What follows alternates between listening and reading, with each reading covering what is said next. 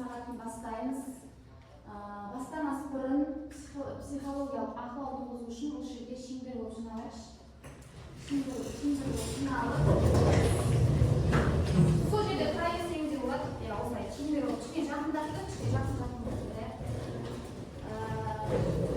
Ең бірінші оқушылар психологиялық ахуал туғызу үшін сабақты керемет көңіл күймен бастайық. Жақсы тілектер айтып, көгершінді ұшырайық. Сабағымызды жақсы көңіл күймен бастау үшін жақсы тілектер айтайық, сабағымызға көгершінді ұшырып. Кім қандай тілегі бар осы сабаққа? Шайық кел. Жақсы тілегін, жақсы ниетін келіп айтса, мына көгершінді ұшырайық. Кім шығады? Қосар. Жақсы тілекке. Жақсы көңіл күймен. Жақсы. Ханифа.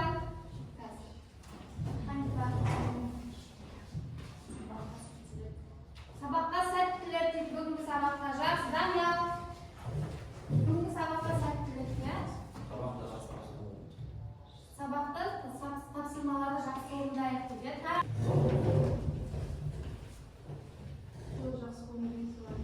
Жақсы көңіл күй тілеймін, барлығынан. Муслима.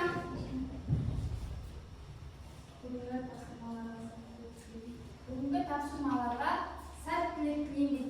Оқушылар, сабағымызды бастамас бұрын осы робот әдісі арқылы топқа бөлеміз. Яғни мына адамның басын бассақ, топтардың несі шығады, бірінші топ, екінші топ деп.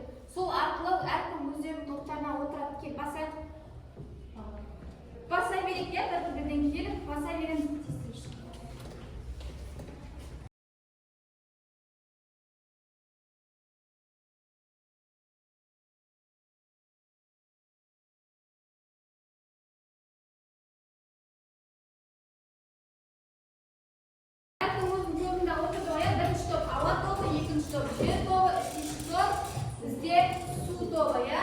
Топтарымызды анықтаймыз. Енді анықтадық топтарымызды. Келесі бізде оқушылар өткен сабағымызда біздер жалпы ауаның ластануы, судың ластануы жөнінде сабақ өткен болатынбыз. Сол сабағымызды қорытындылау, пысықтау мақсатында сіздерге сұрақтар, бұлақтың көзін ашу арқылы біздер бүгінгі жаңа сабағымызға өтеміз. Енді сұраққа мұқият қарайық. Бірінші сұраққа кім шығады? Марзия келеу. Бірінші сұраққа шығады.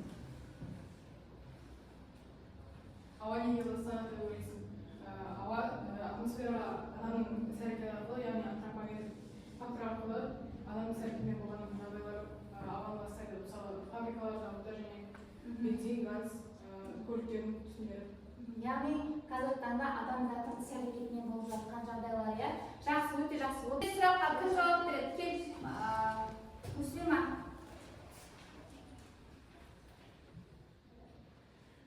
Су ресурстарының ластану себебі. Су ресурстарының ластану себебі зауыт қалдықтары мен тұрмыста таза суға құйылуы. Жақсы, өте жақсы. Браво. Келесі сұраққа кім жауап береді? Каусар, келеу. Қандай жерлерде топырақ тозуы мүмкін?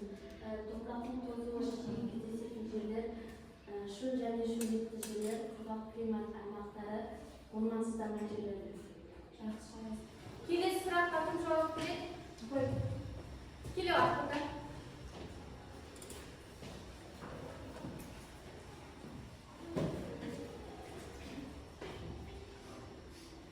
Өнеркәсіп пен ауыл шаруашылығы экологиясына әсер етеді деп ойлайсың.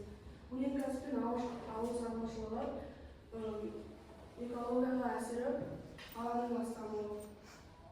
Тағы. Жалпы ол өнеркәсіптен шығатын әртүрлі түтіндер, қазіргі таңда ауаны ластап жатыр, соған қоса көліктерден шығып жатқан түтіндер, жақсы, жарайсың, отырамын. Жақсы оқушылар, үй тапсырмасы болды. Енді жаңа тақырыпты анықтау үшін біз уақыттың көзін ашамыз. Енді бүгінгі біздің жаңа тақырыбымыз Қазақстанның экологиялық проблемалары, яғни таза Қазақстан. Жаңа сабағымыздың тақырыбы Қазақстанның экологиялық проблемалары және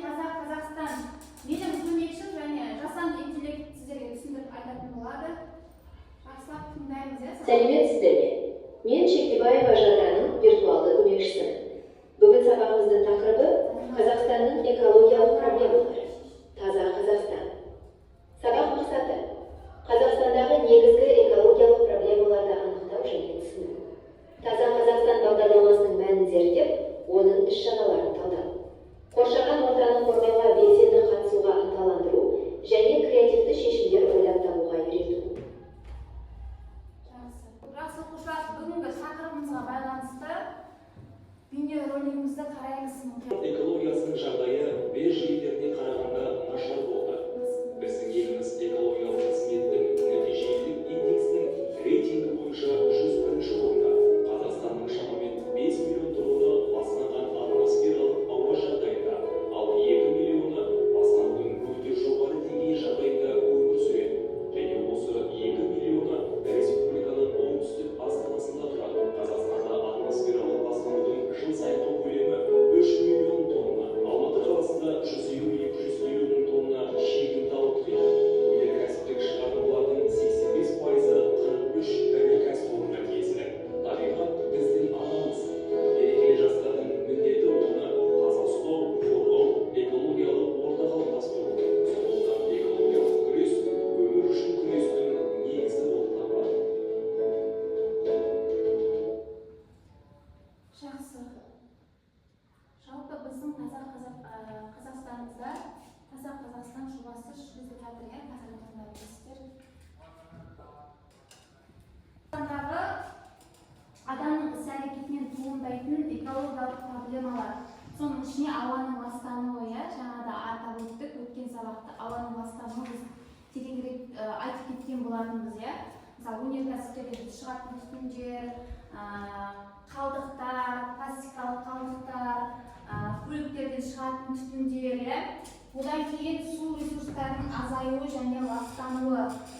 Қазіргі таңда әртүрлі су ресурстары азайып жатыр. Мысалы, оған келіп құятын жаңағы нелердің азаюы, су қорының азаюы, иә. Одан кейін жердің деградациясы және шөлдену. Одан кейін қалдықтар мен пластиканың ластануы, жалпы биоалуандылықтың азаюы.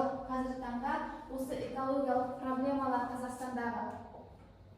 Қазақстанымызда экологиялық проблемалармен Таза Қазақстан жобасы жүргізіліп жатыр қазіргі таңда, иә.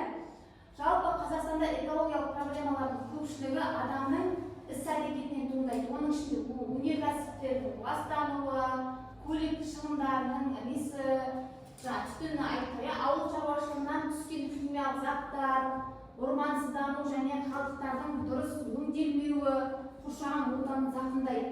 Яғни бұл мәселелер су, ауа, топырақ, бұл мәселелердің барлығы су, ауа, топырақ сапасын нашарлатып, биоалуандылық түрлерін азайтуға себеп болады. Ал қазіргі таңда Таза Қазақстан жобасы осы проблемаларды шешу мақсатында жұмыс жасап жатыр. Яғни шешуге бағытталған креативті және практикалық тәсілдердің жиынтығы.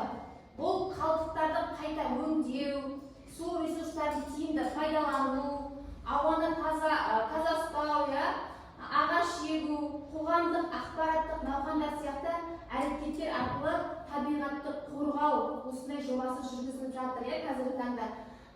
Біздің мектебімізде де бұл Таза Қазақстан жобасы іс-шаралар жүргізіліп жатыр. Сіздер тіркелген болсаңдар қарап жүрген шығарсыздар, тіркелмеген оқушылар осы Таза Қазақстан, яғни біздің мектебімізде жасыл жебе жобасы қазіргі таңда іске асып жатыр. Сол жасыл жебе инстаграмына тіркеліп қарап отырсаңыздар болады жұмысын. Оның ішінде лидерлердің мүшесі болып жұмыс жасаймыз. Яғни қазіргі таңда оқушылар осындай әртүрлі іс-шараларды жүргізіп жатыр. Таза Қазақстанға байланысты өздерінің іс-шараларын осы парақша арқылы бөлісіп отырады. Одан кейін оқушылар, енді біз бүгін жаңа сабақтың тақырыбын ашқан болсақ, енді топтық жұмысқа көшеміз. Яғни мына жердегі есіктерді ашу арқылы біздерге тапсырма беріледі. Ал енді оқушылар топтық тапсырма орындайық. Өздеріне ұнаған есікті ашып, ішіндегі тапсырмаларды орындаңдар.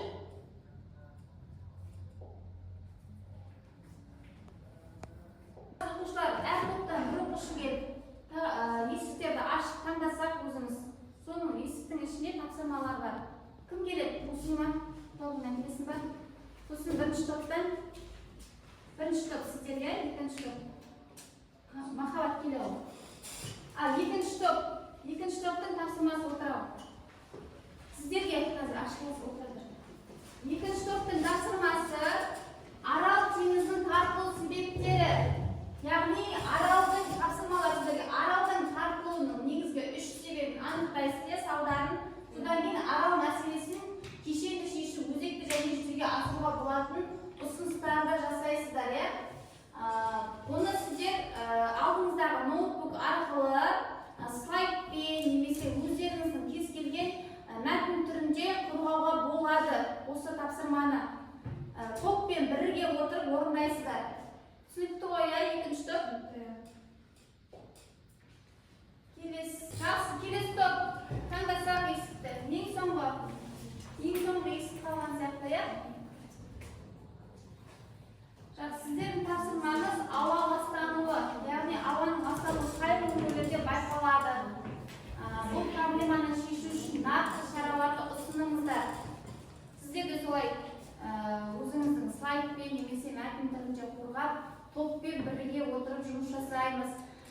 Сіздерге 5 минут уақыт беріледі, 5 минут уақыт ішінде осы тапсырмаларды орындаймыз.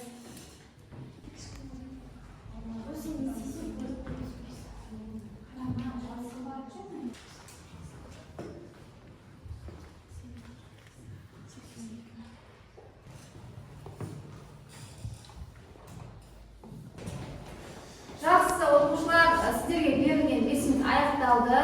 Жұмыстарыңызды менің WhatsApp-ымнан жіберіңіздер, сол WhatsApp арқылы сіздердің жасаған жұмыстарыңызды ашамын. Бірінші топ дайынсыздар ма? Жібердіңіздер ма маған бірінші топ? Ауа тобы бірінші топ. Сіздерге берілген тапсырма. WhatsApp-ымызда. Каспий теңізінің экологиялық проблемаларына жақсы кім шығар? Жасаған слайдын ашам. Келіп өз жұмыстарымызды қорғаймыз. Яғни сіздердің Каспий теңізінің экологиялық проблемалары. Кім қорғайды? Жақсы. Бірінші тапсырма немізді айтып кетейік тақырыбымызды. Каспий теңізінің экологиялық мәселелерін шешу.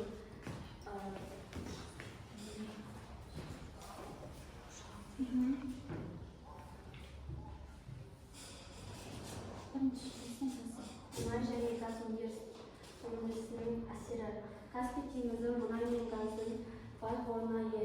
Оны бұл энергетикалық ресурстардың маңызды аймағына айналдырады. Оларға мұнай төгілу, су ластану экожүйе әсері. Су ластануға көмірсутектер мен ластану экожүйесіне әсіресе балықтар мен құстарға зиянды әсер етеді. Экожүйеге әсері бұрғылау жұмыстары теңіз флорасы мен фаунасының тіршілік ортасын бұзады.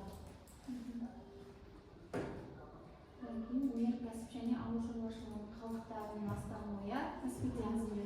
Каспий теңізіне ағып келетін өзендер арқылы өнеркәсіптік кәсіпорындар мен ауыл шаруашылығынан шыққан зиянды қалдықтар мол түседі. Бұл ластану теңіздің химиялық құрамын өзгертіп, оның тұрғындарына қауіп төндіреді.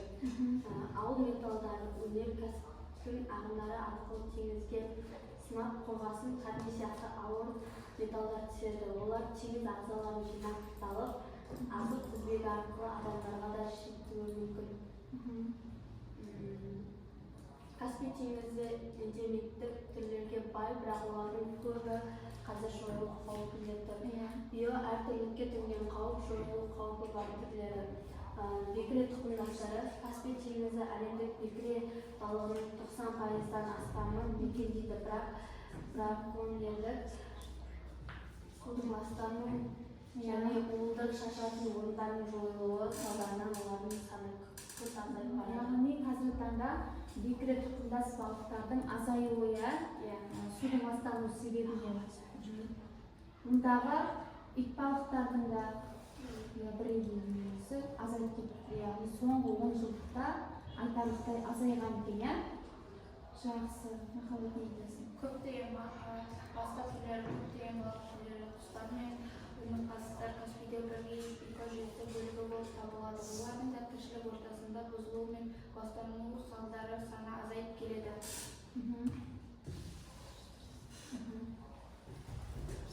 Климаттың өзгеруі Каспийдің әсері өзен Өзен ағынының азаюы, су төмендеді, теңіз өміріне әсері биологиялық түрлері және шаруашылығы зиян. Яғни сіздер төрт мәселесін қарастырдыңдар, иә?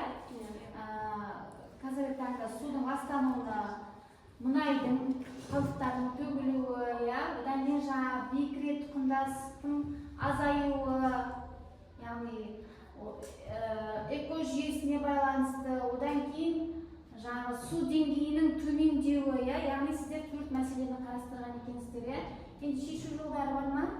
Оны қалай шешуге болады? Ұсыныстарыңыз бар ма?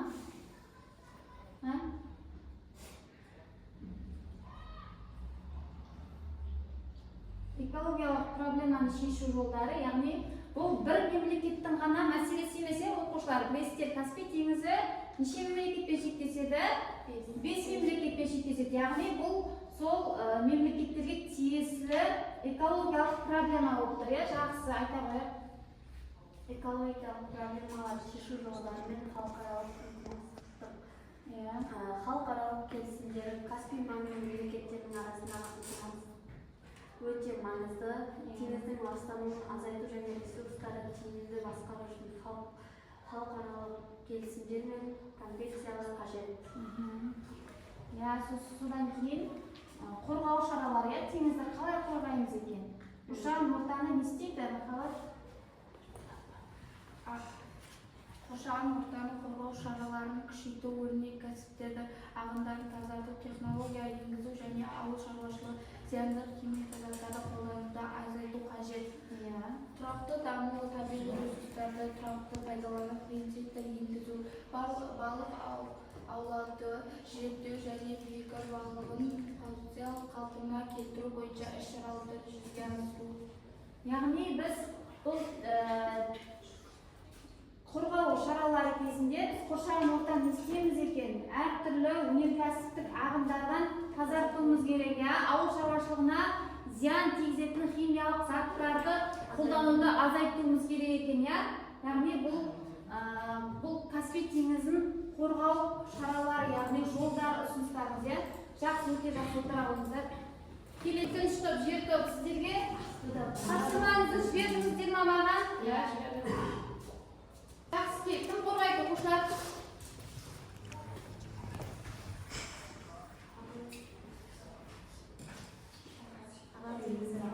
Даусыңызды қаттырақ шығарайық. Арал теңізі жолының себептеріне салдары. Арал теңізінің тарихи және маңызы. Арал теңізі орталық Азияның үнжу маржаны еді. Ол өзінің бай биоактивтілігімен және жергілікті халық үшін маңызды ерекшеленеді. Арал теңізінің тартылу негізгі себептері Амудария мен Сырдария өзендеріне қарай бағытты бұру болып есептеледі. Өйткені ол жақта мал шаруашылығы және мақта шаруашылығына су өте қажет болғандықтан судың көп мөлшері сол Амудария мен Сырдария өзендеріне бағытталды. Соның әсерінен Арал теңізі құрғап азайып кетті. Мақта шаруашылығының рөлі үшке бөлінеді. Ірі жобалар суды көп қажет ету, экологиялық заңдар. Суды көп қажет ету, мақта суды көп қажет ететін дақыл. Оның егістіктерін суару үшін Амудария мен Сырдария өзендерінің суытау бөлмелерін құрылды. Экологиялық заңдар бұл әрекеттер Арал теңізі экожүйесіне орны толмас зақым келтіріп, мұның тартылуына келді. Климаттың өзгеруіне әсерісі мақта шаруашылығында климаттық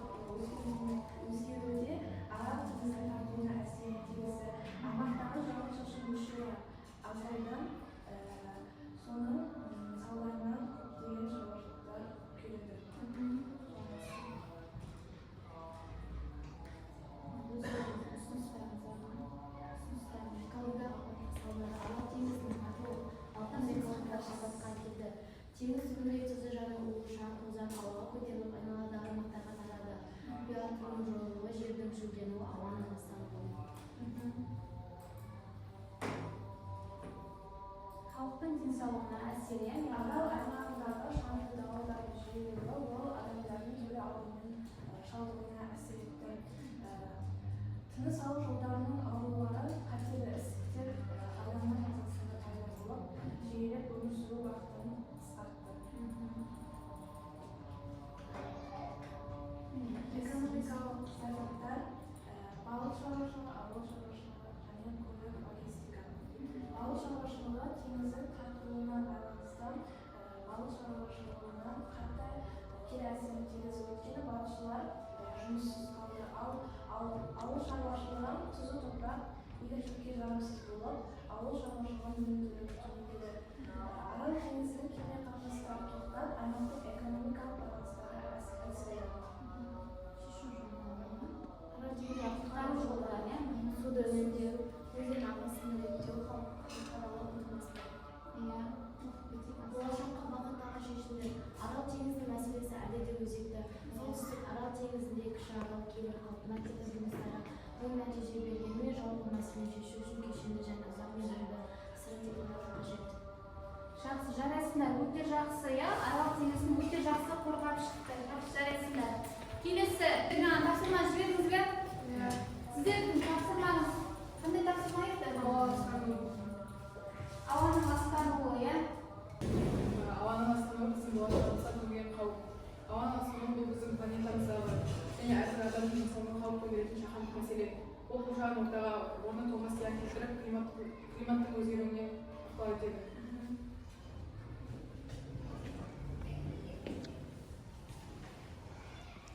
Ауа ластануы дегеніміздің анықтамалар мен көздері. Ауа ластануы Атмосферадағы зияндықтардың ауаға бөлінуі немесе антропогендік факторлар.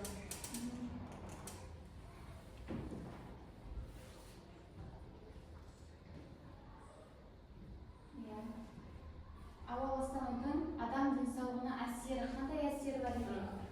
Ауаның тыныс алу жолдарының аурулары, астма, бронхит, өкпе қатерлі ісігі және тағы басқа жүрек қан тамырларының аурулары, инфаркт, инсульт, жүйе жүйесінің бұзылуы, аллергиялық реакциялар мен тері аурулары, балалар мен қарт адамның ауруларының күшеюі. ауа ластануының қоршаған ортаға әсері климаттың өзгеруі жағдайын көрсетеді. Ауа ластануы климаттың өзгеруіне, парниктің эффектінің күшеюіне және жер бедеріндегі температураның жоғарылауына әкеледі. Бұл мұздықтардың көбіне теңіз деңгейінің көтерілуі және экстремалды ауа райы құбылыстарына себеп болады. Қазақстандағы ауа ластанудың негізгі мәселелері аймақтары.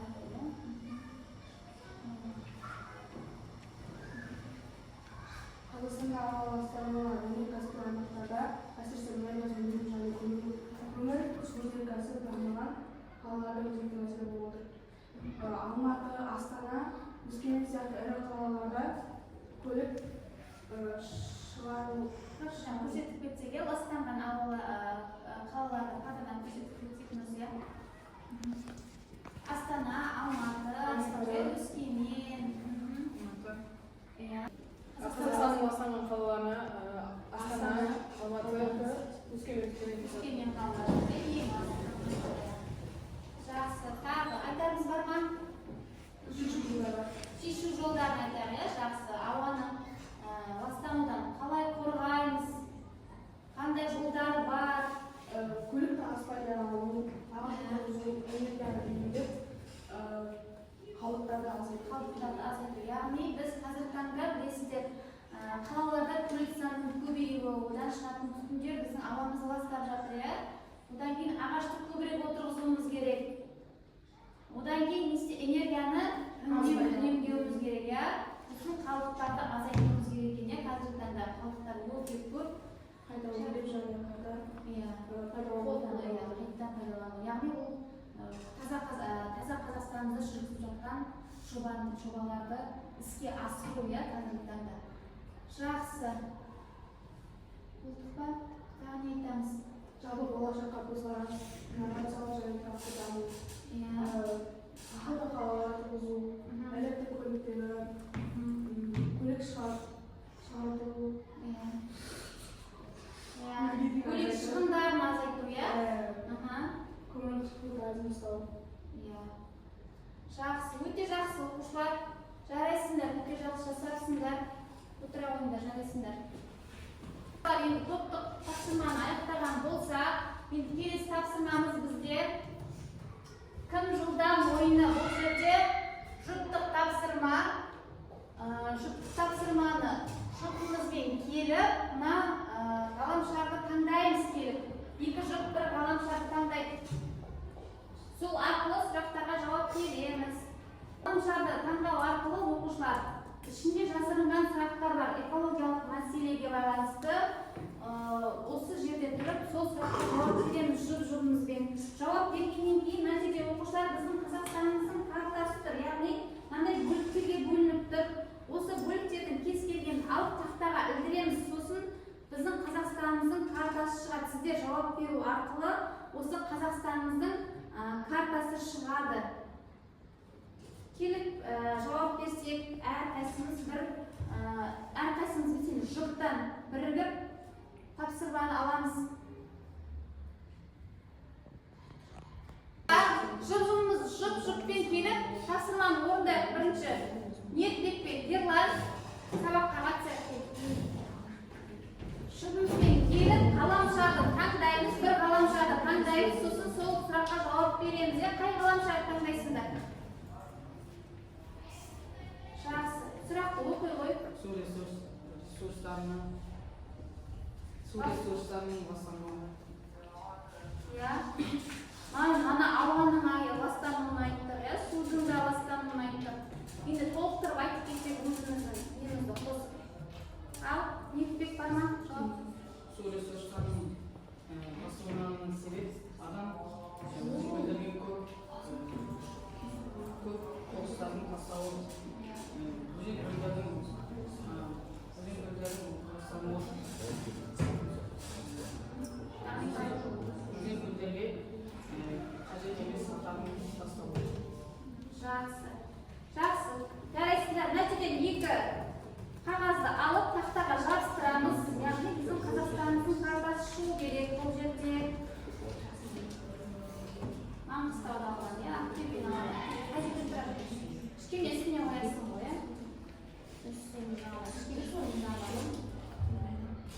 Қазір келесінің қалғандары жалғастырамыз, Жақсы, келесі сұраққа кім шығады?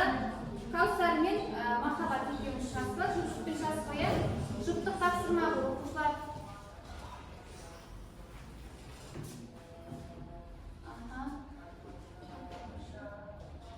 Қалдықтар мен пластиктер, Қалдықтар мен пластиктердің қоршаған ортаға кері әсері топырақты және суды ластайды, ауаға, жануарларға зиянын тигізеді және құрықсыздықпен иіс келеді. Қоқыс көп лақтырылған жерлерге экологиялық және эстетикалық мәселелер туындайды. Жақсы, өте жақсы. Қыздар барған, қыздасыңдар. Экологияның бұзылуы, ауаның ластануы, жақсы. Нәтижеден екі қағаз алып жабыстырамыз. Ауаның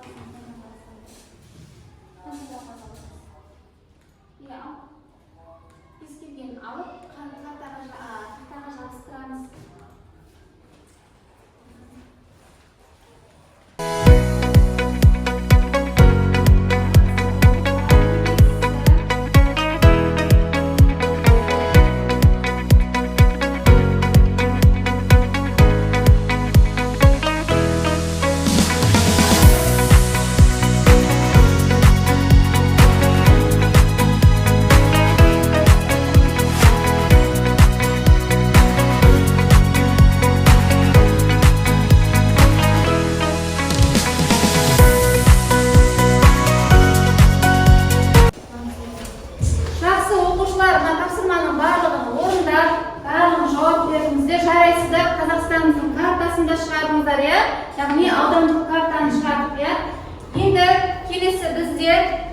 үй тапсырмасы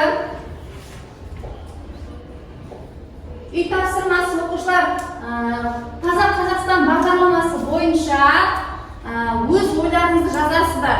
Өз ойларыңызды Қазақстан қалай таза ұстауға болады, қалай әдемі сақтап қалуымызға болады деген өз ойымызды жазып келеміз үйден. Таза Қазақстан жобасын білеміз ғой, түсіндік қой, таза Қазақстан жобасын.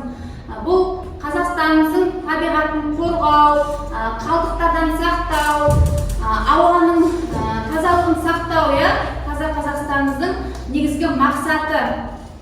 Енді қорытындылайтын болсақ, сабағымызда оқушылар, жалпы Қазақстандағы экологиялық проблемалар адам әрекетінен туындайды. Бірақ сол адам әрекеті арқылы оларды шешуге болады, яғни таза Қазақстан бағдарламасы арқылы табиғатты қорғауға бағытталған практикалық іс-шараларды, креативті идеяларды және әрбір адамзаттың үлесін көрсететін құрал. Әр адам өзінің іс-әрекетін жауапкершілікпен жасаса, яғни Қазақстанымызды таза, әрі жасыл, әрі әдемі етіп сақтап қалуымызға болады. Түсінікті ғой, оқушылар, бүгінгі сабағымыз түсінікті болса, кері байланыс жасайық. Кері байланысты осындай жасанды интеллект арқылы мен түсіндім барлығын, түсінбеген оқушылар, мен ештеңеге түсінбедім, сұрақтарыңыз болса, сұрағым бар деген келіп осы батырманы басамыз оқушылар. Кел, тапсырма, кім басады? Кімге қалай ұнады ма? Келесін басып кет, тағы